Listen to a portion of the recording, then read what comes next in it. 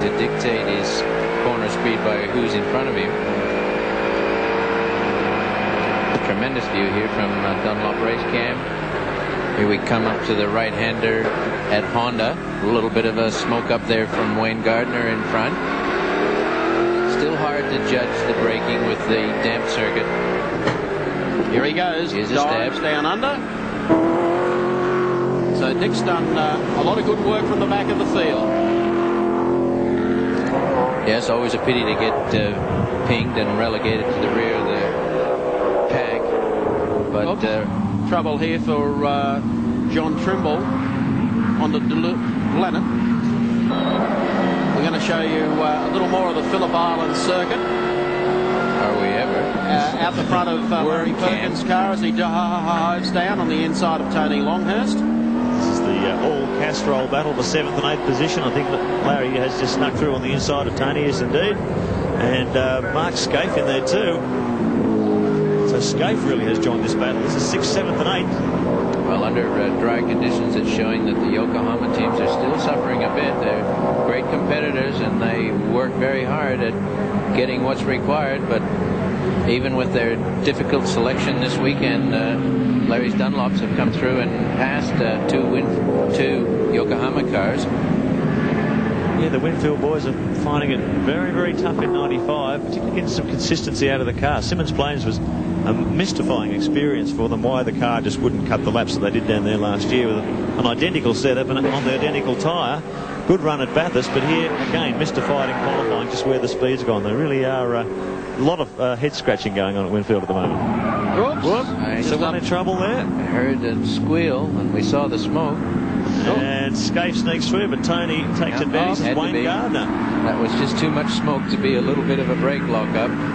Wayne got her a little bit wide there. That's a great shame. He was running in 5th position there, very competitively placed, and just put it off on the grass. I'm not sure if he's trying to restart.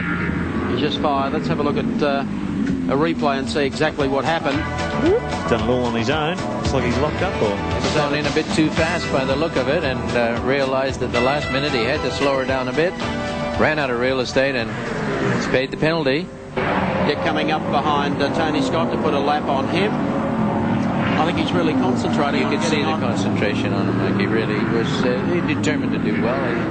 He knows that every point is hard fought in this championship, and being such competitors, both him and John Bowe, they don't want to throw a weekend away. He is. Look at him pulling that gear lever through, slam her up. Well, he was 5th in the championship coming into this round, so he has got some sort of title aspirations, no doubt. A long way down from teammate John Bowe. Well, there's only, I think, what is about 9 seconds or something, the difference? John Bowe, car number 18, still running 4th on the road.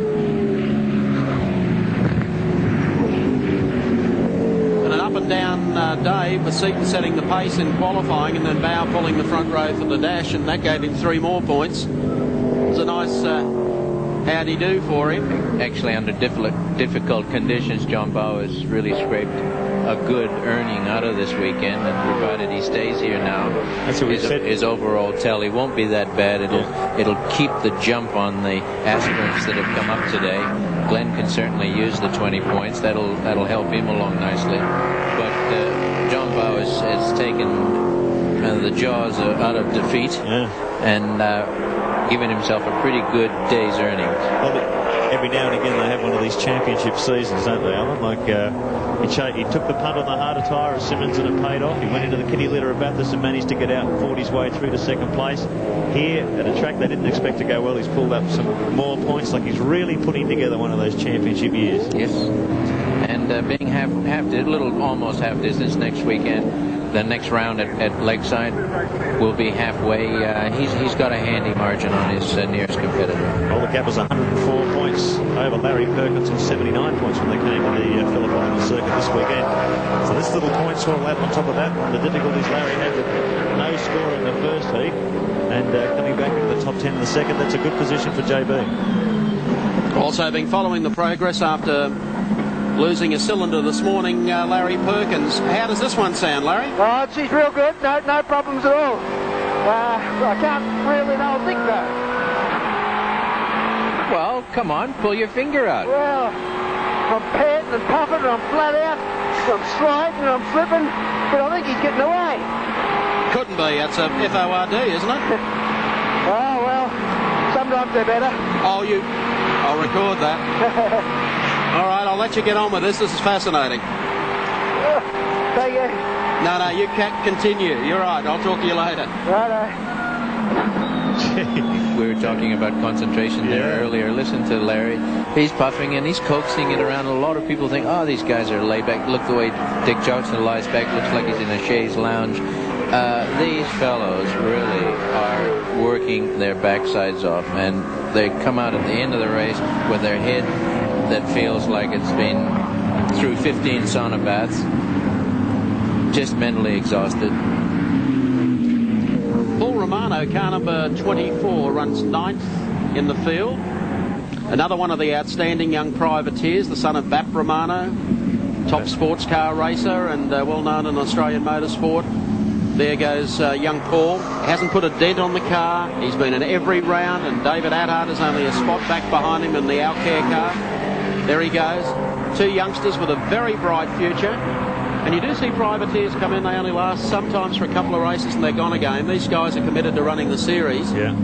And haven't they been outstanding? They've made a significant contribution to the championship this year. They really have. And David Attard with a bit of sports sedan background to give him a workover there, looking a little, speaking of workover, that bonnet's had a workover. Bit of damage there. But he's brought his L-car machine through very, very nicely, as Mike has said. Well, it's the classic privateer's effort, isn't it? The car prepared by Bobby Tyndall, the very popular New South Wales sports sedan racer, sponsored by Johnny Alcorn, the Al behind Al Care Company.